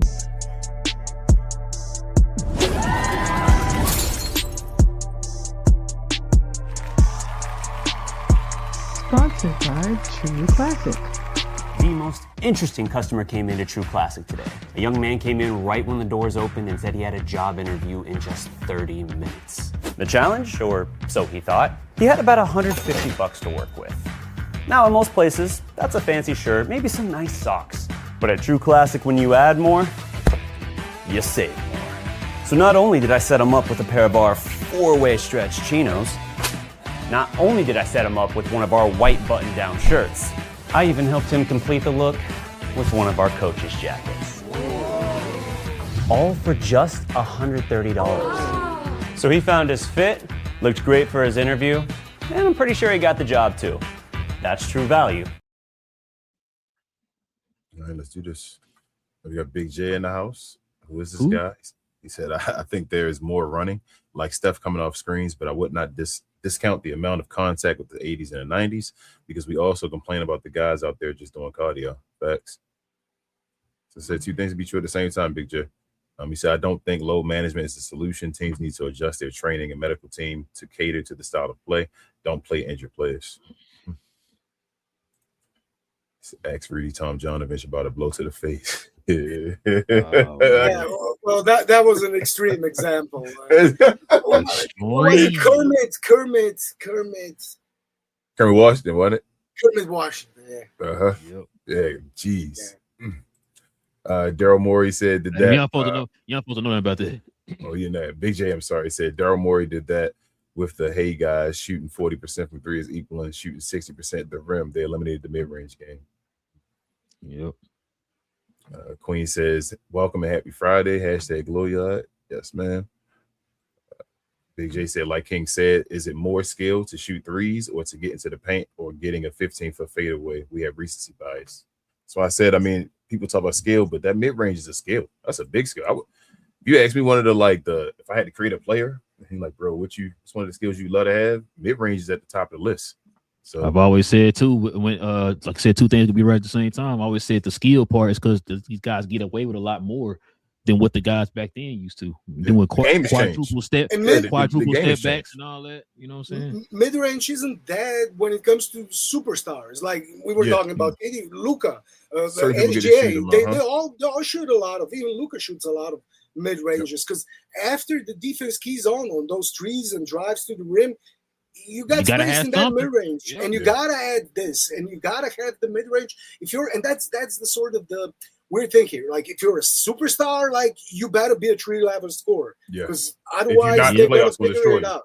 Yep. Yeah, they're gonna destroy you. For a role player, stick to what you do best, and don't do anything else. Like it's like too rigid. Like I mean, it should be. It's always too far one way. To the middle. Big J said, hello to any person. Hello to any person in the DMV watching. Hope you have a wonderful day. I'm not in the DMV watching. I ain't in the DMV, Big J. I don't know what you're talking about. Ruggs says Dwayne Wade was so great. It sucks that you spelled that Dwayne wrong, Ruggs. His name's spelled wrong. His name's spelled Y-A. Yeah. It sucks that David Stern made me hate him. When he started the tights movement, had us look good, play good. Folks out in the street with them tights on still hate him. Go, man, them tights was tough, bro. I don't care what y'all say. I used to love it. The dudes was able to wear the tights parts, but then David Stern said, nah, you're having too much fun. Remember Tracy McGrady's leg sleeves and all that too, bro? Yeah, bro. Hey, shout out to my boy B, man. They used to have that sleeve like Iverson back in the day, man. That's a favorite player. I had to feel them sleeves, I ain't gonna lie. When they brought them to Walmart. Al said, I missed most of this, but thanks for getting Matei on to get a different perspective in basketball. Hi, Matei. And we had a long show. Al, I saw you put this on the show earlier, so you've seen a good amount of it, damn near an hour. And she said, and Matei, I'm not a Lakers stan either, but I think Pelinka getting Kessler sold me a bit with him trying to build around Luka. She says, need PJ Washington to complete. PJ Washington will be a big, I ain't gonna lie to y'all. Lakers get PJ Washington though, and that stuff I'm start looking at. I'm like, okay, yeah. Right. Now we can talk. Matei. Now we talking now, yeah. Matter of fact, they don't have any assets. I know they don't have any assets. That's what I'm like. Second rounders now. But they saying the Mavericks and the Lakers are talking something serious, and I'm like, how are they talking something serious? I wouldn't think they have anything. I really wonder what's PJ's value around the league right now. Like, because everybody knows he doesn't fit with Cooper Flag. Like, there's a lot of fit issues here. They basically occupy the same position, want to do the same. Yeah, only Cooper's better. It has more potential. Yes, better, and they're building around him. So and again, they drafted Morez. So again, the same position. They got a bunch of guys actually now when it comes to forwards. So they do need to. Looks like age-wise and everything, they do need to trade him. But would they trade him to the Lakers and? What would they trade him for? Like, I do think Ujiri has now, he can do any deal he wants if he thinks it's good enough for the Mavs. Like, it's not Nico's situation after the Luka trade when, he couldn't do a move with Lakers anymore. I think Ujiri can, but will they? And could the Lakers actually match other offers? That's not the issue. So I'm saying the Lakers, I got an alert. They still eyeing Kuminga. The Lakers? Mm-hmm. I think they're gonna try to get both. I think, bro, if Rob Pelinka trying to do something crazy this shit. Like it's like he's trying to. It looks like he's trying to do something. Now I don't know if he's gonna get this stuff done, but he's trying to do something. They saying that the PJ talk is for real, and it's been happening like serious conversation. They really, and I don't hear any other teams reaching out about this like seriously. So they trying to get PJ to LA. And if that happens and you get a Kuminga, like stuff is different now. Like I know Walker Kessler you stand in the backup center for a major, but the rest of your wings and all. We might have a conversation, bro. I ain't gonna lie to you. The Lakers start to become like Walker Kessler just got to stay healthy then at that point, and the rest of the team becomes whoa. Big J said, I think offensively the Lakers did well, but beyond Kessler, they didn't address the defense until Thibault and Zaire. The fact that they keep talking about Grimes as a point of attack is concerning. I mean, Grimes can do what he do. Y'all going to stop treating. I don't think he's a bad defender. I think he's good. And I think Sexton is a bit. He's a bit underrated as a defender. He definitely give effort. He's effort. That's what I'm saying. He's a big effort guy. He's just smaller.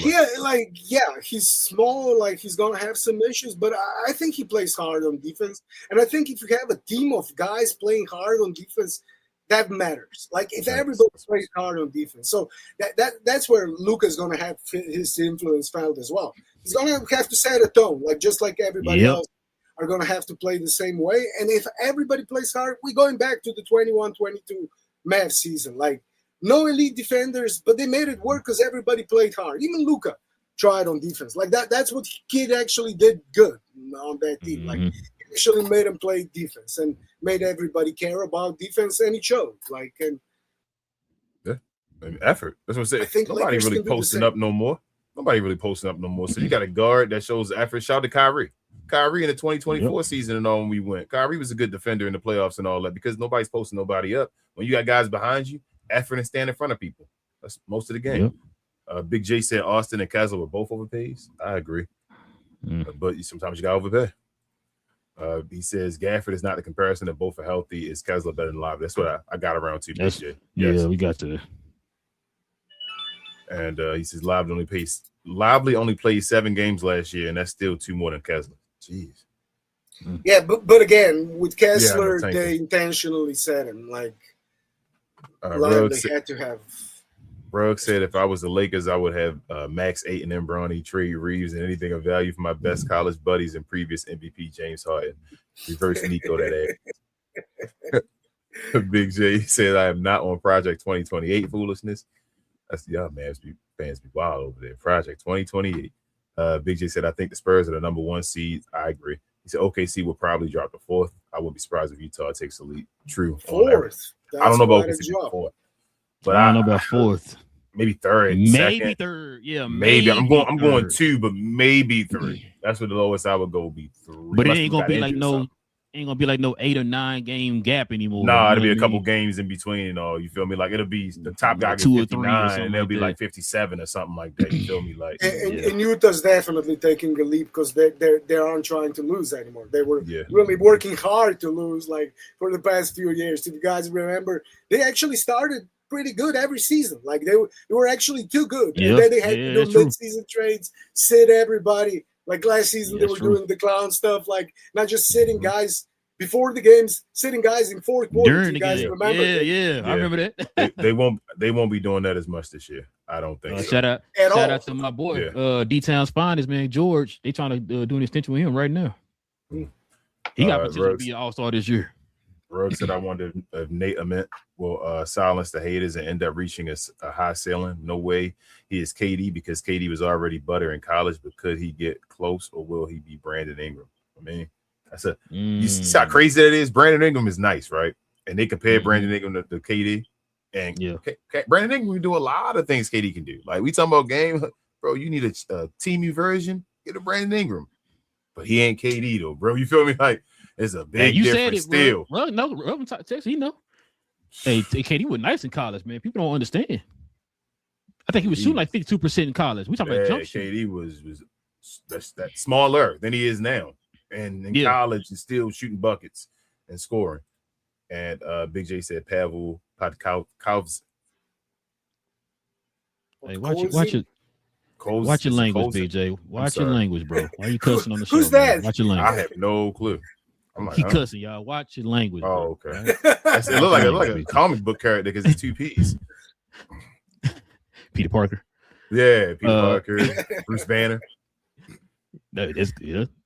You feel me? Like yeah, man. Listen, we appreciate y'all, man. Rocking with your boys for another episode, man. Listen, we'll be back here on Monday, per usual. You already know, man. We do this every Monday, every Wednesday, every Friday, y'all. So welcome to the channel. Shout out to the folks who just subscribed to the channel, man. Listen, if you guys into NBA content, no matter what team you root for, like you heard the conversation we had with Matei, pretty much covered a lot here for the NBA. Go ahead and hit that subscribe button. Y'all join us here every Monday, Wednesday, and Friday. And also, too, everybody can hit them likes for us as well. That helps out the channel in more ways than you know.